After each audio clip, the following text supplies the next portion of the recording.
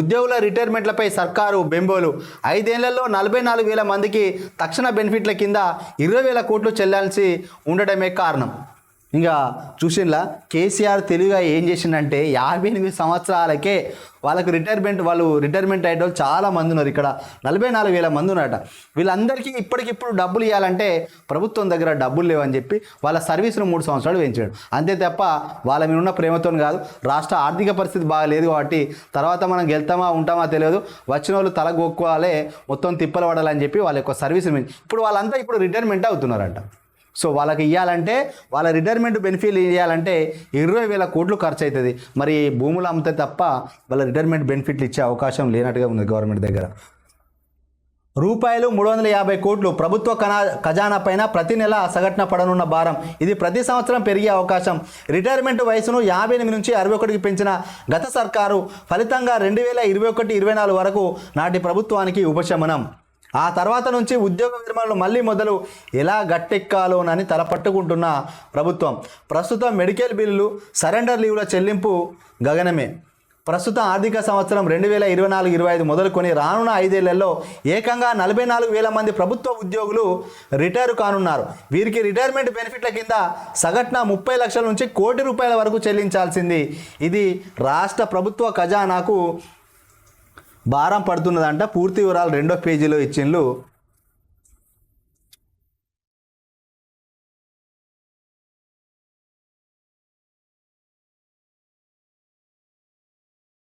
So ఈ ఏడాది ఎంతమంది రిటైర్ అవుతున్నారంటే 2024 సంవత్సరంలో 7,995 మంది, 2025లో 9,630 మంది, 2026లో 9,719 మంది, 2027లో 9,443, 2028లో 7,213 మంది.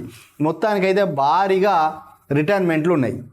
16వ ఆర్థిక సంఘానికి ప్రభుత్వం ఇచ్చిన నివేదికలోని లెక్కల ప్రకారం 2028లో 7,213 నుంచి రిటైర్ అవుతున్నారని అంచనా మాత్రమే.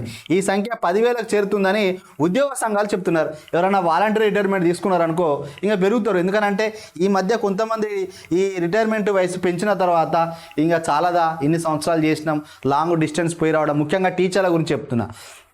ఎక్కడో 40 కిలోమీటర్లు పోయి రావడం, ఇంత దూరం పోయి రావడం, నడువులు పోతున్నాయి. కొందరు బస్సులలో ఎక్కిపోతున్నారు, నడువులు పోతున్నాయి. చాలాదా ఒక 20 సంవత్సరాలు చేసినాం, 25 సంవత్సరాలు చేసినాం సరిపోదా, ఇంకా ఈ 3 సంవత్సరాలు ఎందుకు పెంచాడు కేసీఆర్? మా జీతం ఏదో మాకు బెనిఫిట్ ఏదో ఇచ్చేస్తే మేము బ్యాంకులు పెట్టుకుంటాం, వచ్చిన పెన్షన్తోనే బతుకుతాం అనుకుంటారు చాలామంది ఉన్నారు. ఇప్పుడు ప్రభుత్వం ఇచ్చిన ఈ లెక్కలు చూస్తే అప్రాక్సిమేట్గా ప్రతి సంవత్సరం 7,000 నుంచి 9,000 వరకు, అంటే ఇది అప్రాక్సిమేట్గా ఉన్నది. అవసరం అయితే 10,000, ప్రతి సంవత్సరం 10,000 మంది రిటైర్మెంట్ అయ్యే అవకాశాలు కూడా ఉన్నాయి. అసలు పదవి విరమణ వయసుతో పెంపుతో గత బీఆర్ఎస్ ప్రభుత్వం ఉద్యోగుల పదవి విరమణ వయసును 58 నుంచి 61 సంవత్సరాలకు పెంచింది. 2021లో తీసుకున్న నిర్ణయంతో 2024 మార్చి 31 వరకు రాష్ట్రంలో ప్రభుత్వ ఉద్యోగుల రిటైర్మెంట్ జరగలేదు. దీంతో వారికి రిటైర్మెంట్ బెనిఫిట్లు చెల్లించే అవసరం పడలేదు. ఆ తర్వాత నుంచి రిటైర్మెంట్లు మొదలవగా ఈ ఏడాది డిసెంబర్ వరకు మొత్తం 7,995 మంది రిటైర్ అవుతున్నారని చెబుతున్నారు. వీరికి తక్షణ బెనిఫిట్ల కోసం 3,200 కోట్ల వరకు అవసరం కాగా సరిగ్గా చెల్లించలేని పరిస్థితి ఉంది. పైగా ఇక నుంచి భారం ప్రతి ఏటా పెరుగుతుందని అంచనా. ప్రస్తుతం కనీసం నెలకు 350 కోట్ల చొప్పున ఏడాదికి 3,800 కోట్లు అవసరం అవుతాయని. రానున్న 5 ఏళ్లలో 20,000 కోట్లు చెల్లించాలంటే నిజంగా పాపం రేవంత్ రెడ్డి సర్కారుకు నిజంగా మూలిగే నక్కపైన తాటిపండు పడ్డట్టు అవుతుంది. అసలే అప్పుల భారం ఉంది. అప్పుల భారంతో ఏం చేయాలనుకో ప్రభుత్వం తలమునకలై ఉన్నది. అసలే ఇచ్చిన 13 హామీలతో కూడిన 6 గ్యారెంటీలు అమలు చేయడానికే దిక్కు లేదు. ఇప్పుడు ఉద్యోగుల బెనిఫిట్లు, రిటైర్మెంట్ బెనిఫిట్లు కానీ, వాళ్ళకి పెన్షన్ కానీ ఇవ్వాలి, మెడికల్ రియంబర్స్మెంట్లు ఇవ్వాలంటే మాత్రం తడిసి ముద్దయిపోయి నిజంగా ముళ్ళ మీద కూర్చున్నట్టుంది. నెత్తి మీద ముళ్ళ కిరీటం పెట్టుకున్నట్టే ఉంది ముఖ్యమంత్రికి. అందరూ పాపం ముఖ్యమంత్రి అయిన అంటాను కానీ అక్కడ బంగారు కుండలు కాదు కదా, మట్టి కుండలు కూడా లేని పరిస్థితి ఉన్నది తెలంగాణలో. ఏమేమి చెల్లించాలి అంటే రాష్ట్ర ప్రభుత్వ ఉద్యోగి రిటైర్డ్ అయిన తర్వాత చెల్లించాల్సిన బెనిఫిట్లు చాలానే ఉంటాయి. వారి మూల వేతనానికి అనుగుణంగా హెచ్ఆర్ఏ, సిసిఏ, డిఏలను కలుపుకొని లెక్కించిన వేతనానికి 10 రెట్లు ఆర్జిత సెలవులు లీవ్ శాలరీ రూపంలో ఇవ్వాల్సి ఉంటుంది. ఈ లీవ్ శాలరీల మొత్తం ఒక్కో ఉద్యోగి సగటున 8 లక్షల వరకు ఉంటుందంట. కొంతమంది లీవులు వాడుకోరు. మన సింగరేణిలో కూడా లీవులు అమ్ముకుంటే 30,000, 50 లక్షలు ఉంటారు. ఇక్కడ వీళ్ళకి 8 లక్షలు వస్తాయట ఆ లీవ్ శాలరీ. సో ఆ లీవ్ శాలరీ 8 లక్షలు కట్టేయాల్సి వస్తుందట. వరకు ఉంటుందని అంచనా. దీంతోపాటు గ్రాట్యుటీ కింద 12 లక్షలు, ఇంకా కమ్యూనికేషన్ రూపంలో మరో 20 లక్షలు చెల్లించాలి. ఈ లెక్కల ప్రకారం చూస్తే కనీసం 40 లక్షలు ఒక్కో ఉద్యోగికి చెల్లించాలన్నమాట. ఇంకా రానున్న 5 ఏళ్లలో అంటే 2028 నాటికి రిటైర్డ్ అయ్యే సంఖ్య నెలకు 10,000కు చేరుతుందని ఉద్యోగ సంఘాలు చెబుతున్నాయి. అప్పుడు నెలకు కనీసం 400 కోట్లు అవసరమని అంచనా. గడ్డు పరిస్థితుల్లో ఖజానా. రాష్ట్ర ప్రభుత్వ ప్రస్తుత పరిస్థితి ప్రకారం మార్చి నెల నుంచి రిటైర్ అయ్యే వారికి బెనిఫిట్లు చెల్లించడం కష్టసాధ్యంగా మారింది. ప్రస్తుత ఉద్యోగుల మెడికల్ బిల్లుల చెల్లింపు కూడా సాధ్యం కాని పరిస్థితి ఉంది. సరెండర్ లీవ్స్ లాంటి చెల్లింపులు కూడా గగనమవుతున్నాయి. ఆర్థిక శాఖ అధికారులు చెబుతున్నారు. దీనికి తోడు ఇటీవల రాష్ట్ర ప్రభుత్వం ఉద్యోగులకు ఒక డిఏ ప్రకటించింది. 2022 జూలై డిఏ ప్రకటించిన మరో 4 డిఏలు ఇంకా పెండింగ్లోనే ఉన్నాయి. గత ప్రభుత్వం అధికారంలో ఉన్నప్పుడు ప్రభుత్వ ఉద్యోగులు సాధారణ జీవిత బీమా కింద జమ చేసుకున్న నిధులను కూడా వాడుకోవాల్సి వచ్చింది. ఇప్పుడు రిటైర్డ్ అయ్యే ఉద్యోగులకు వారి జీఎల్తో పాటు జీపీఎఫ్ల పైన వడ్డీలు కూడా చెల్లించవలసి వస్తుంది. ఈ చెల్లింపుల విషయంలో ఆర్థిక శాఖ తలపట్టుకుంది. తమ బిల్లుల కోసం ఉద్యోగులు సచివాలయం చుట్టూ తిరగాల్సి వస్తుంది. రిటైర్మెంట్కు 3 నెలల ముందే బెనిఫిట్ల కోసం ప్రతిపాదనలు ప్రభుత్వానికి వెళ్తాయని, ఈ 3 నెలల కాలంలో ప్రభుత్వ లీవును బట్టి ఆర్థిక అంశాలను సర్దుబాటు చేసుకొని ఉద్యోగుల బెనిఫిట్లు చెల్లించాల్సిందేనని ఉద్యోగ సంఘాలు డిమాండ్ చేస్తున్నాయి. ఇక్కడ చూసినలా సాధారణ జీవిత బీమాను కూడా కేసీఆర్ ప్రభుత్వం వాడుకుందంట. మరి కేసీఆర్ ఇన్ని సంక్షేమ పథకాలు, ఇన్ని నిధులు లేకపోయినా కూడా ఎట్లా ప్రభుత్వాన్ని నెట్టుకొచ్చిందంటే ఇట్లా నెట్టుకొచ్చాడు.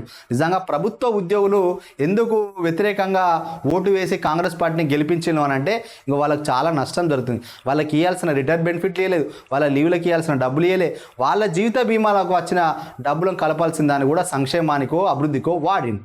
సో మొత్తానికి ఏం జరిగింది, ప్రభుత్వ ఉద్యోగులకు 5 తారీఖు 10 తారీఖు 1 తారీఖు పడాల్సిన జీతం 20 తారీఖు 30 తారీఖు పడ్డది. పోలీసు వాళ్ళకు కూడా ఒక 2 నెలలకోసారి 3 నెలలకోసారి జీతాలు పడ్డాయి. అందుకే ప్రభుత్వ ఉద్యోగులంతా వ్యతిరేకమైనది. ఈ సందర్భంగా నేను చెప్పే ఎనాలిసిస్ ఏంటిదనంటే వీళ్ళందరికీ ఎందుకు కష్టమవుతుందంటే కేసీఆర్ దొర లెక్క, నిజాం నవాబు లెక్క, ఆంధ్ర కాడికి వరద జల్లు లెక్క ఒకప్పుడు 75 రూపాయలు ఉండే పెన్షన్ తెలుసా? గత 20 సంవత్సరాల క్రితం 75 రూపాయల పెన్షన్ ఉండే.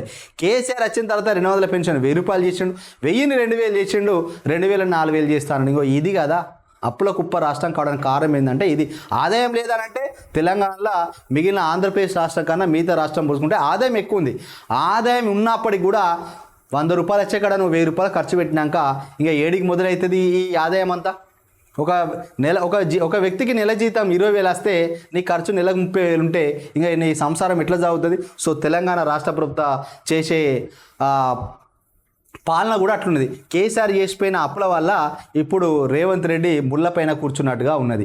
అంతే తప్ప రేవంత్ రెడ్డి ఏం ప్రజా వ్యతిరేకంగా ఏదో చేస్తాడు అని అంటే ఆయన ఇప్పుడు తలమునకలు అయి ఉన్నాడు. ఒక విధంగా 10th క్లాస్ చదివే వ్యక్తిని తీసుకుపోయి ఐఏఎస్ ఎగ్జామ్ రాయించినట్టుగా ఉన్నది పరిస్థితి తెలంగాణ. ఇంకా సింపుల్గా చెప్తాను, 10th క్లాస్ ఎగ్జామ్ రాసే స్టాండర్డ్ ఉన్న విద్యార్థిని తీసుకుపోయి ఐఏఎస్ ఎగ్జామ్ రాపిస్తే ఎట్లుంటుంది?